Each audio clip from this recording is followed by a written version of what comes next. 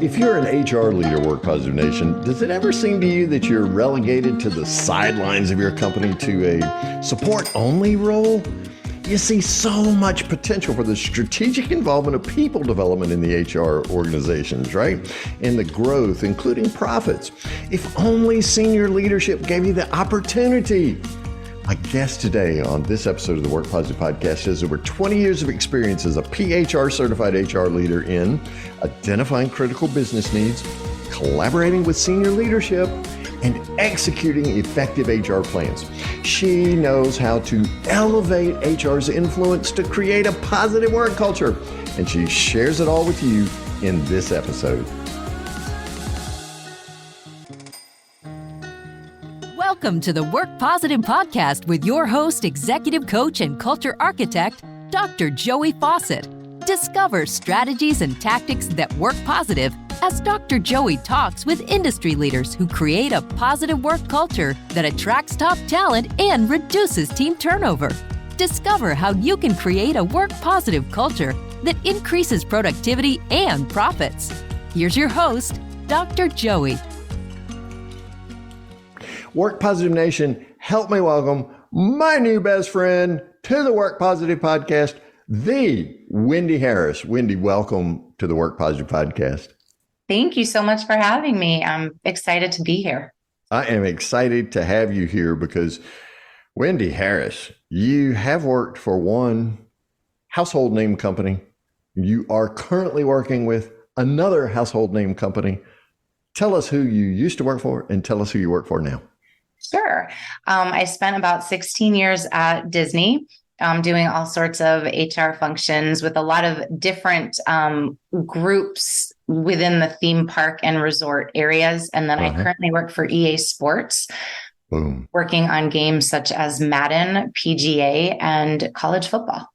Gee, has anybody in Work Positive Nation ever heard of Madden? Maybe. Hey, how long has Madden been around? I'm showing my age now because I mean it's. I think we're approaching 24 years, give or take. It's been a while. A long time. That's right. So does John's family posthumously still get revenue? No, don't answer that question. But I don't know. EA Sports is one of the, I call them the big dogs in the gaming world, and of course Disney. This is just an aside, Work Positive Nation. My 3-year-old granddaughter and I watched The Jungle Book the other day. And I think that movie came out in like 67 or 69. So I was like 7, 8, 9 at the time. And so having her in my lap, and she calls it the bear movie. and Baloo was my favorite character too. So anyway, thank you. I loved it. Apparently that was a great memory. Yeah. Oh, man. And it's continuing on to the third generation because her mom sat in my lap and we watched the same movie. Mm-hmm. So anyway, you worked for two amazing, amazing companies. You're a certified PHR, right? Mm-hmm. HR leader and have been for about 20 years now. And so you do some amazing things like helping create a collaborative senior leadership, right? Between you do, Wendi Harris, what I call elevating HR. And that is to a point where HR is beyond form jockeys and legal enforcers within the company, right? The people who frown say, you can't do that. To elevate, that's what they say, except they might say, you can't do that. To elevating it to a place of influence in culture and helping bring a positive work culture. So I love the way you think strategically and act tactically. That's one of the great Wendi Harris gifts to the world, by the way. And we're going to talk more and more about some of that because she's got this Facebook group you're going to want to join before you finish this podcast. So tell me, based on your experience of thinking strategically and helping connect business outcomes, senior leadership, and what's going on in the culture, how today, working for EA Sports, do you best attract top talent? Great question.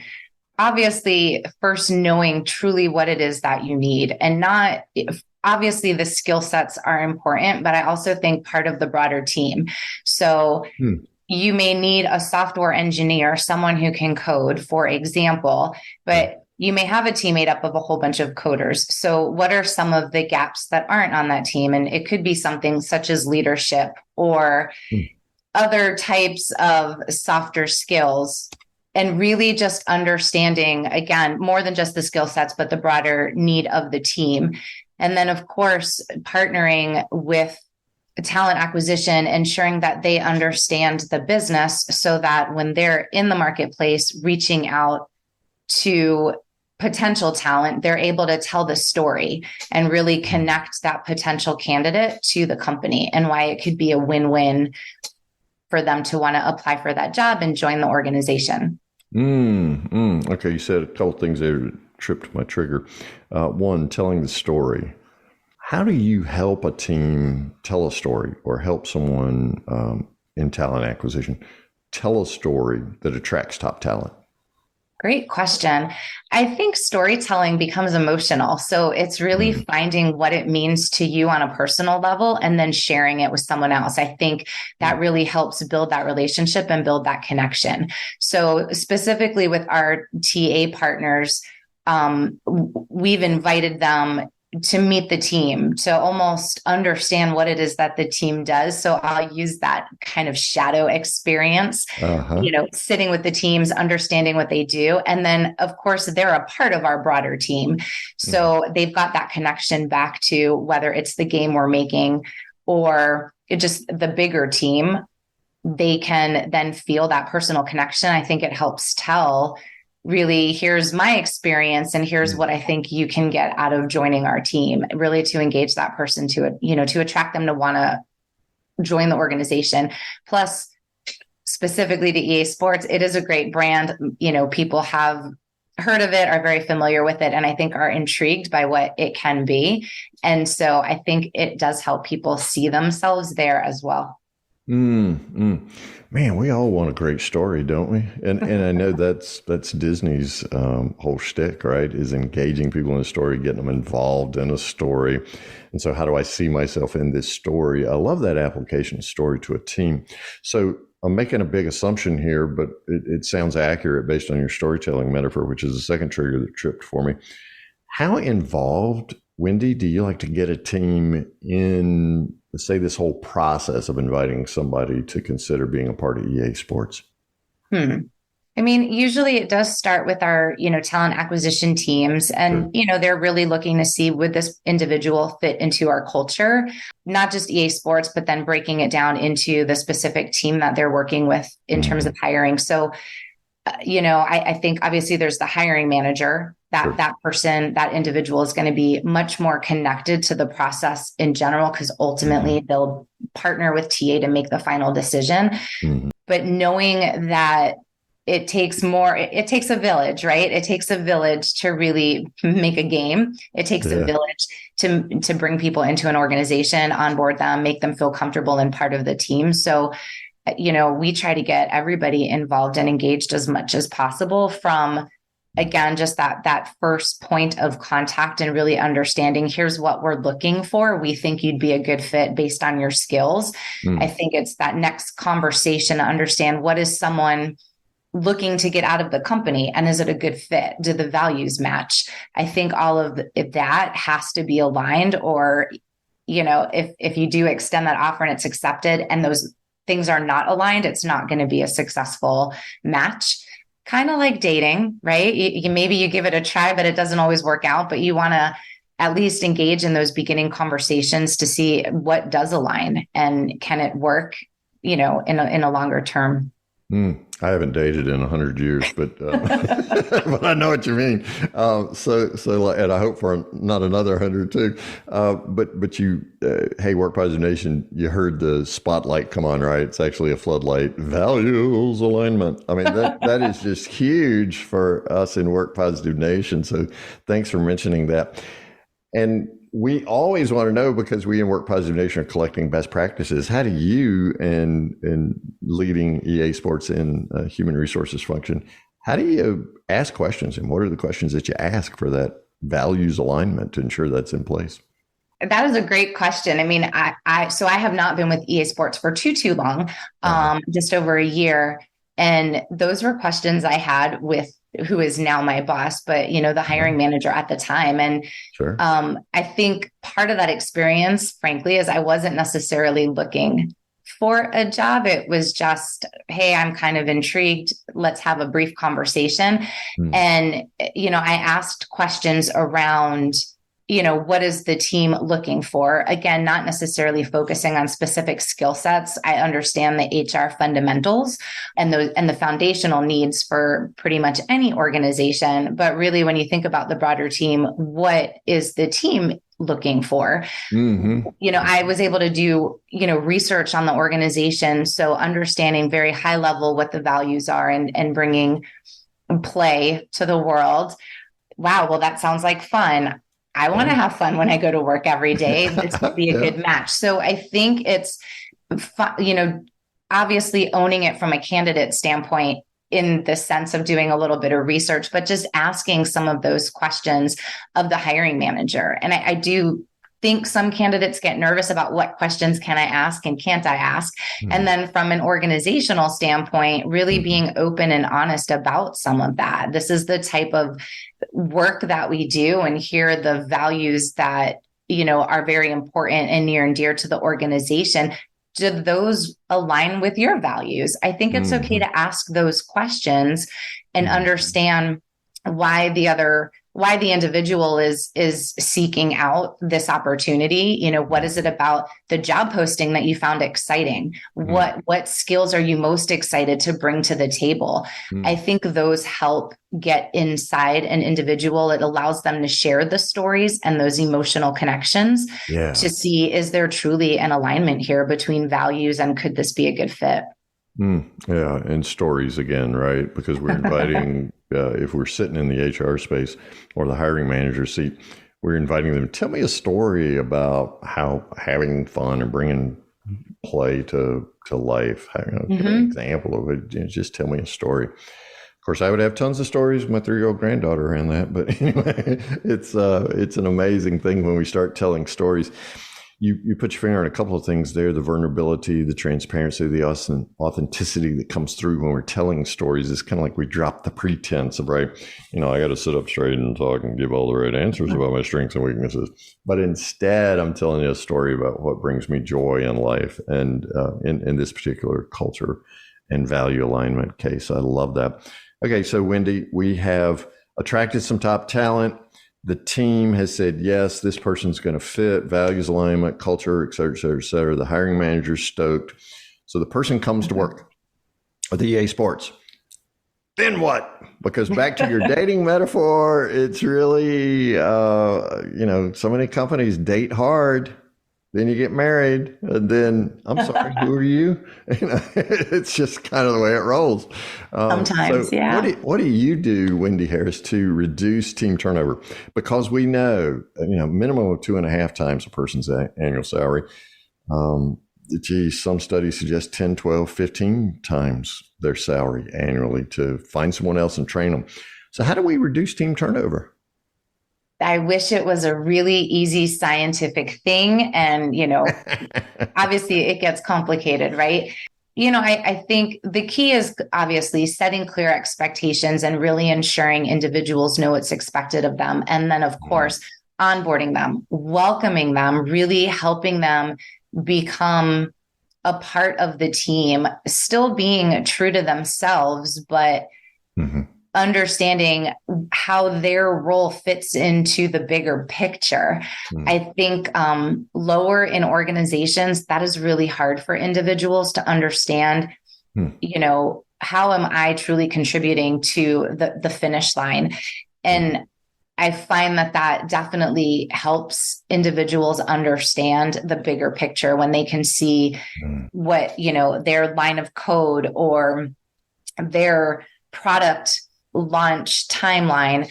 If they understand how that impacts the finished good and the true launch of a new game, for example, they feel part of this bigger thing. So I think really helping individuals understand their contribution. And then, of course, again, going back to setting very clear expectations so they know what's expected of them day in and day out, providing, opportunity is to grow and learn, frankly, make mistakes. We're human. It happens every day.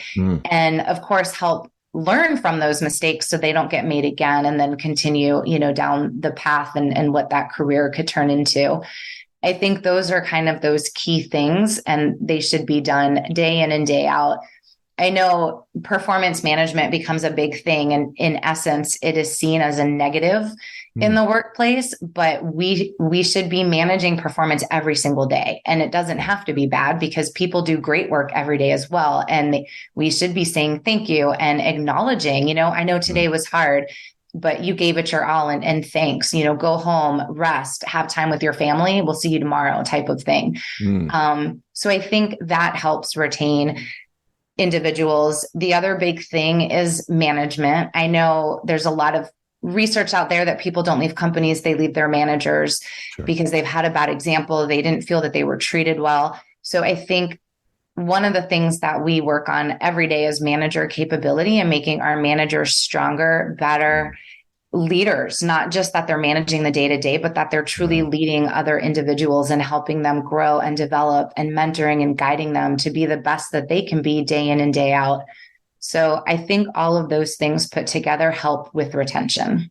Yeah. Sherm says 57% of all people who leave a job leave because of a poor manager.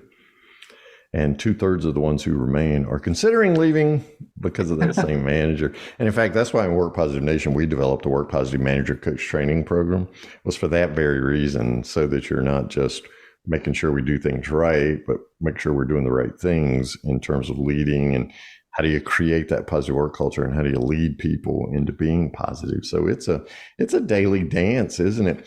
The nirvana and all that, right, is that I become self-managing around my performance. But I have to have permission to do the kinds of things you're talking about, like make new mistakes faster, understand where I belong in the company, have a career path delineated. So, wow, you shone the light on a lot of phenomenal things that we can do as a company. So what do you do at EA Sports, Wendi Harris, to measure your culture? How are we doing in attracting top talent, reducing team turnover, and the other je ne sais quoi things that we oftentimes regard as culture? Yeah, no, those are always questions that come up. And I have been fortunate specifically with EA Sports to really learn more and more about HR analytics. It is a very analytically, I think that's a word, driven company. Phonetically, analytically. I'm going to create a vocabulary today as well. That's right.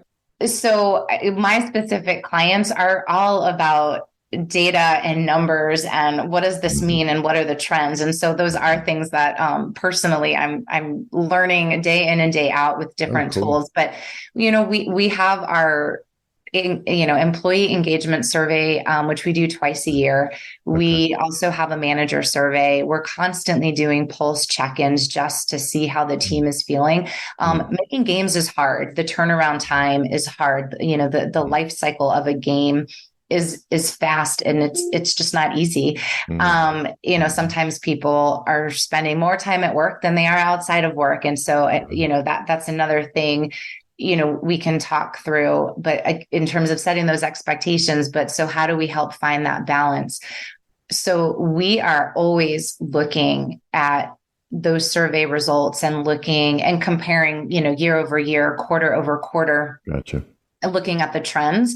And then, sharing that back with the employees. Thank you so much for your feedback. Here's what we heard.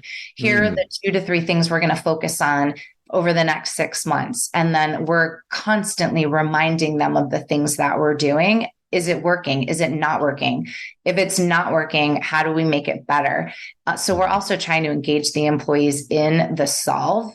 I think a lot of individuals feel that culture is a company down thing, but I think the people in the company make the culture. So engaging them in that process, like, what do you want your culture to look like? And how do you want to be a part of this bigger thing, this community that you come to every day, whether it's virtually or physically?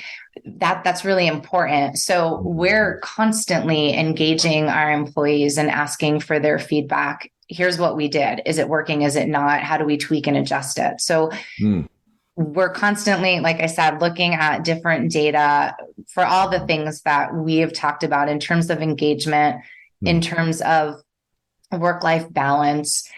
We'll look at attrition.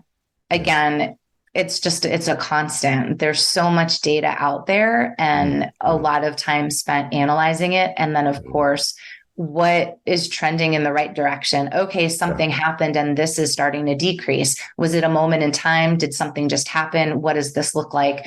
And then again, sharing it back with the broader organization to get their insights, digging a little deeper. Why did this work? Why didn't it work? And what would you have preferred to see? Keeping them engaged is a big deal. And I think employees want to be heard and they want to share their opinions and they want to be made to feel, even if you don't put it into play, please let me know that you heard me. Yeah. So that is something we strive to do every day. Right. So measuring for culture becomes a conversation, and that absolutely two-way. Yeah, exactly. And so what I hear you saying is, what's your story? Right. And we know, what's the company story? Okay, well, the company story is made up of all of our stories. And so what's the collective story? How does your story fit in here? And man, thanks for making sure that you feed it back to them and you tell them, hey, here's what we heard. And then you act on it, right? Absolutely. Absolutely. Yeah. Right. And then you share with them, we've acted, here's what we did. Yeah, here's what we did. That's right. Here's how that rolled out. Okay. All right, cool. Wendi Harris is my guest on this episode of the Work Positive Podcast. Of course, while you're listening to these, you're doing other things. So flip over to Facebook and find a group. Wendi, what's the name of that group? Be Your Best Self. Be Your Best Self. And then there's an exclamation point.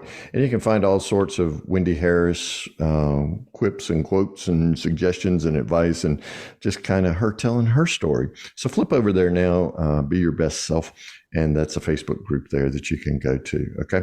So Wendi, what kind of challenges? I mean, this sounds wonderful. We're attracting top talent. We're reducing our team turnover. We're measuring our culture in these ways. What are the challenges in making all these parts come together and form EA Sports? Yeah, I mean, every day presents a different challenge. Oh, good. We wouldn't want to get bored with our challenges now, would we? Of course. At the end of the day, right, we do still see turnover. So it's trying to understand, why was this no longer a fit for that individual? I think some of the other challenges are the return to office. A lot of companies are struggling with that. I've been reading a lot out there in terms of what's working, what's not, what's the new expectation. If it's hybrid, what does that mean? And then, of course, from an individual perspective, how do we align the needs of the business with the need of the individual? That's probably the biggest challenge right now. That I have been managing and partnering with, my clients on over the past couple of months, because we are asking individuals that are hybrid to return to the office, individuals that, have selected a different preference in terms of their work type model, based on individual need. We're working through that. So really just focusing in on whatever the work type preference is, does it still work for you? And then, of course, how do we help you kind of commit to it and then start living it every day? So that has proven to be a big challenge. The studios that I support are all over the globe.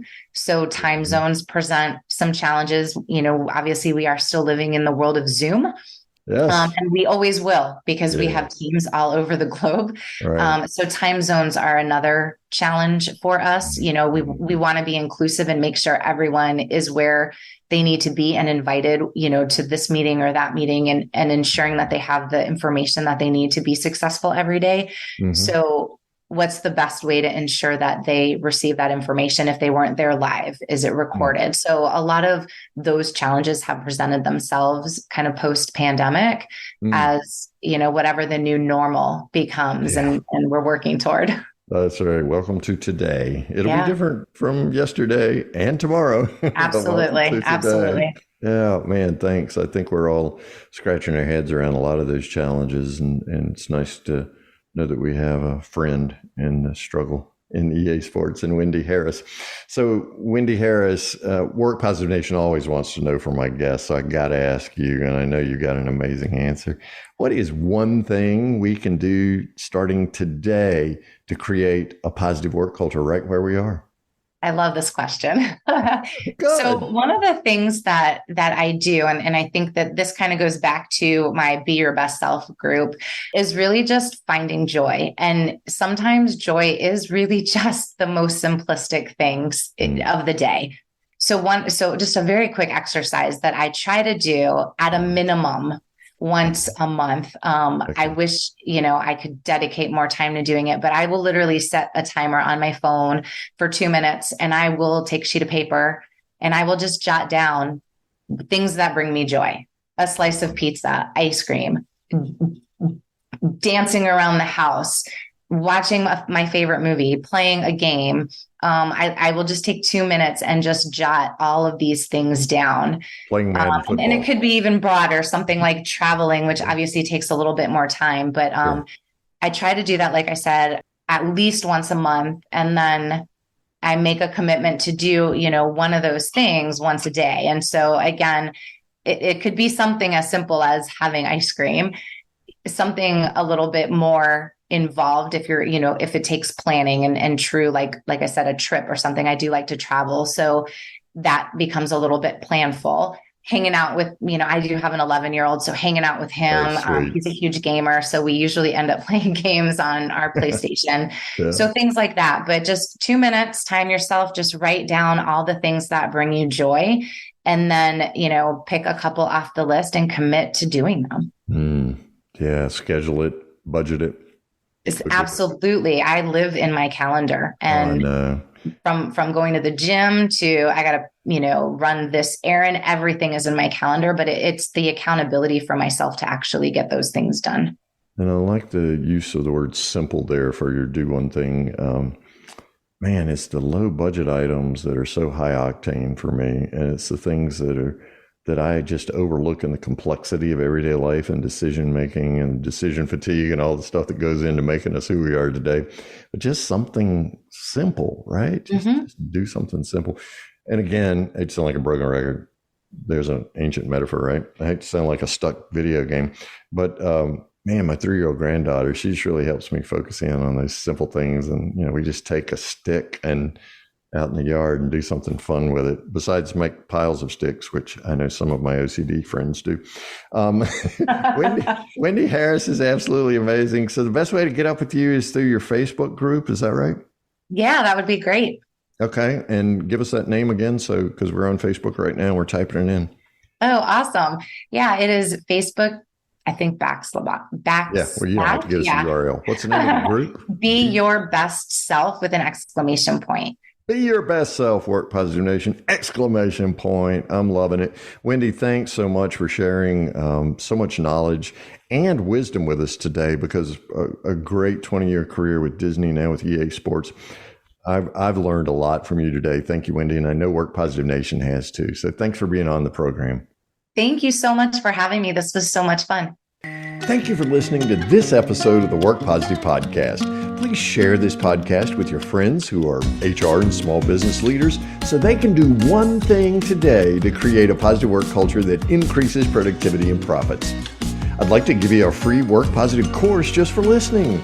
It's called Something to Talk About, and it's transformed the work conversations of so many people all over the world. Get your free copy when you go to workpositive.today/something to talk about, and you can start transforming your conversations today. Remember, it pays to work positive.